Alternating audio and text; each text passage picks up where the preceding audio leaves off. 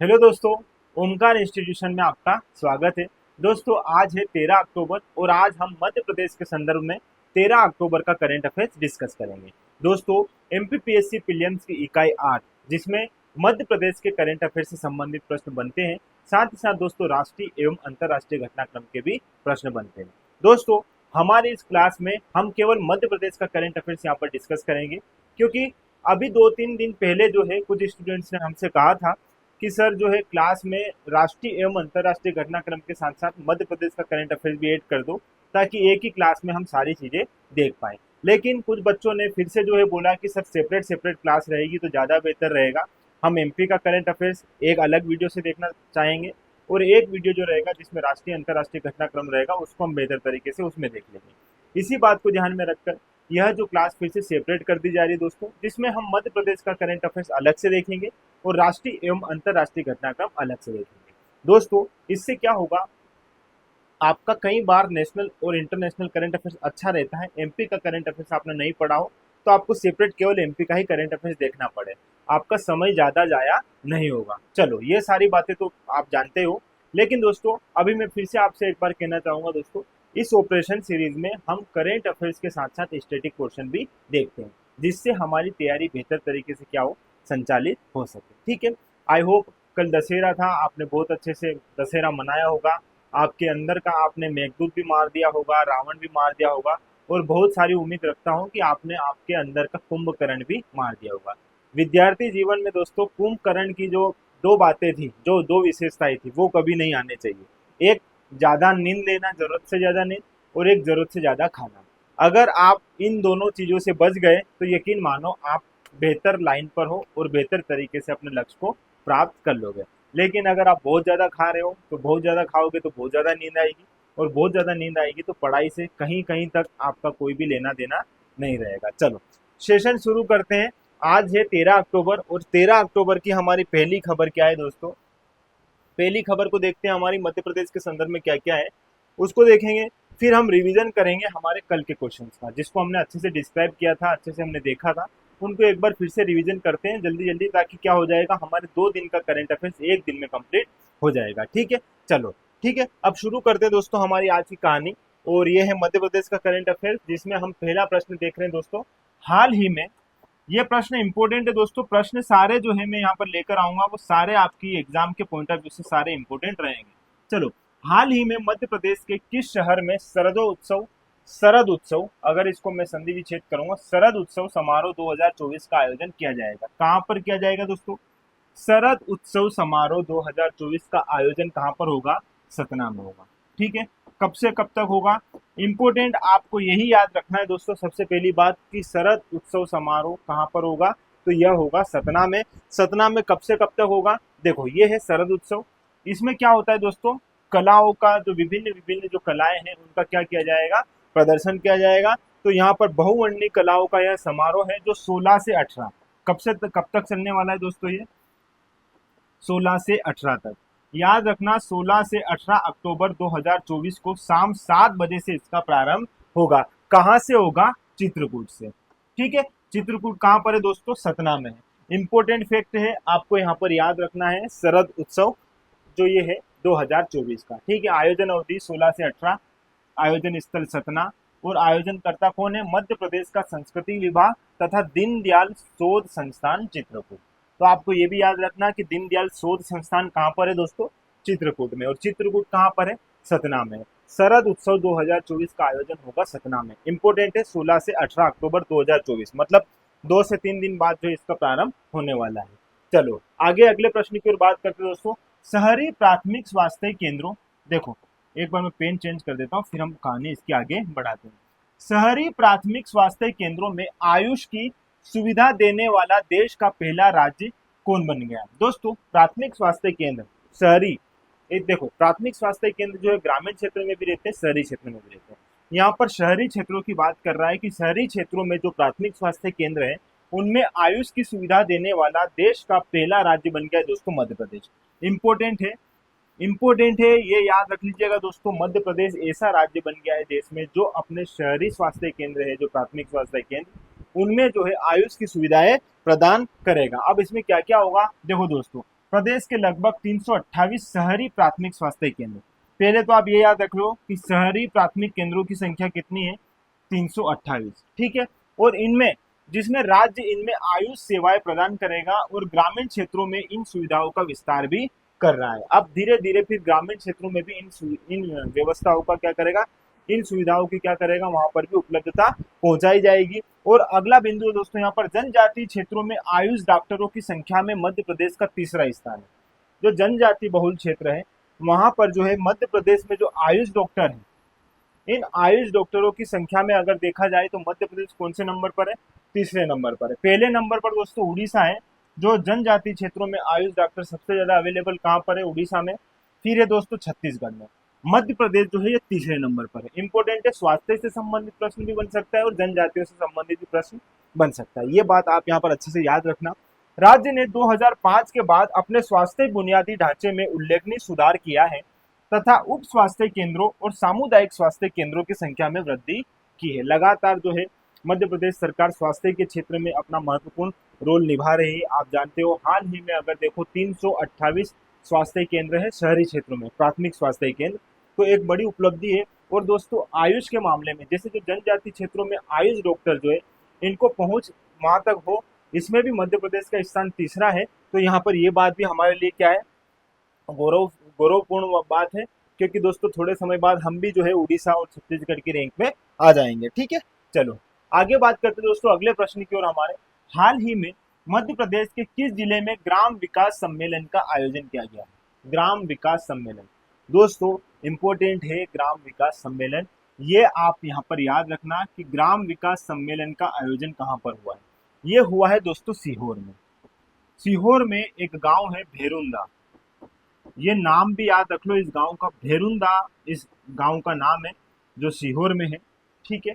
तो यहाँ पर जो है ग्राम विकास सम्मेलन का आयोजन किया गया है माननीय मुख्यमंत्री जी द्वारा। पूरी कहानी एक बार आप यहाँ पर देख लीजिए, समझ लीजिए, ठीक है। चलो ये है दोस्तों यहाँ 8 अक्टूबर को इसका आयोजन किया गया है, ठीक है। इसमें इसमें मुख्य अतिथि कौन थे दोस्तों? डॉक्टर मोहन यादव। मोहन यादव हमारे मुख्यमंत्री जो है इसके क्या थे, मुख्य अतिथि थे। और मोहन यादव कौन से क्रमांक के सीएम है दोस्तों? तो 19वें क्रमांक के हमारे मुख्यमंत्री है कौन? मोहन यादव। ये बात भी आप यहाँ पर याद रख लो ताकि एग्जाम में इस प्रकार के प्रश्न भी बनते हैं, ठीक है। 8 अक्टूबर से इसका आयोजन हुआ है दोस्तों, ठीक है। इस सम्मेलन में मुख्यमंत्री जी द्वारा प्रधानमंत्री आवास योजना, किसकी बात कर रहा हूँ दोस्तों? प्रधानमंत्री आवास योजना। प्रधानमंत्री आवास योजना जो है ये कब शुरू हुई थी दोस्तों? 25 जून 2015 को इसे प्रारंभ किया गया था। यह इसका उद्देश्य था दोस्तों कि 2022 तक जो भी शहरी क्षेत्र और ग्रामीण क्षेत्र के जो गांव हैं उन गांवों में पक्के मकानों की सुविधाएं उपलब्ध करवाना। ये इसका लक्ष्य था कि 2022 तक जो है हमें क्या करना है, पक्के आवास पहुंचाने, पक्के आवास जो है बनवाने हैं लोगों के ग्रामीण क्षेत्रों तक, ठीक है। तो ये प्रधानमंत्री आवास योजना जो है इसके लिए क्या किया गया है इस सम्मेलन में, इसमें एक मोबाइल ऐप लॉन्च की गई है दोस्तों। उस मोबाइल ऐप का नाम है दोस्तों आवास सखी। 2 मोबाइल एप्लीकेशन है जिसका एक का नाम है आवास सखी और एक का नाम है ग्राम सड़क सर्वेक्षण योजना, ठीक है। ग्राम सड़क सर्वेक्षण योजना के नाम से तथा आवास सखी के नाम से 2 मोबाइल एप्लीकेशन लॉन्च की गई है। ये क्या करेगी, ये प्रधानमंत्री आवास योजना जो है इसमें क्या करेगी, हेल्प करेगी।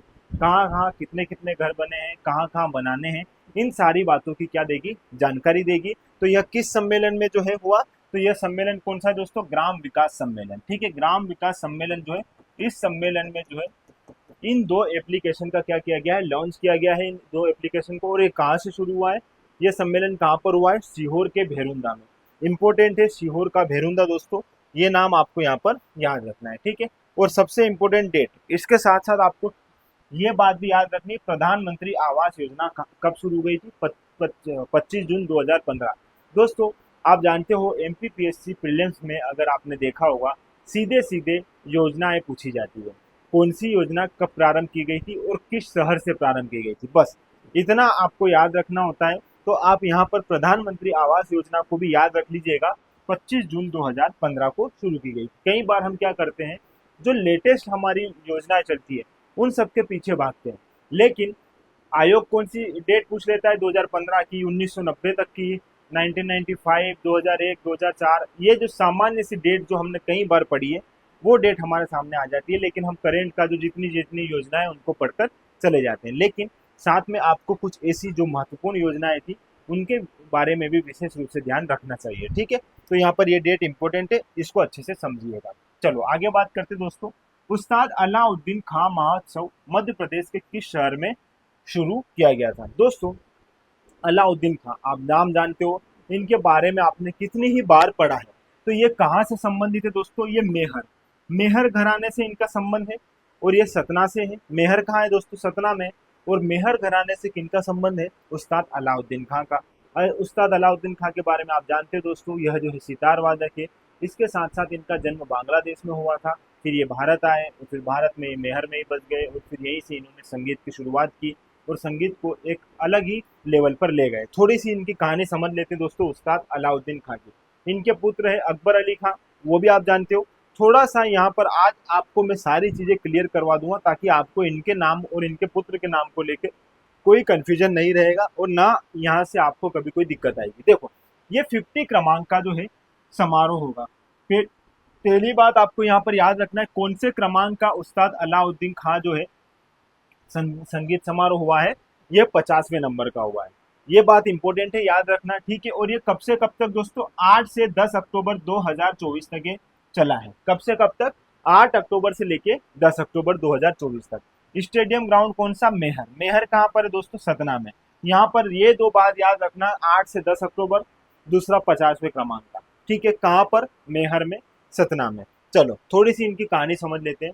पहले इस समारोह को देख लेते हैं दोस्तों। उस्ताद अलाउद्दीन खां महोत्सव की स्वर्ण जयंती 8 अक्टूबर को मेहर में शुरू हुई थी।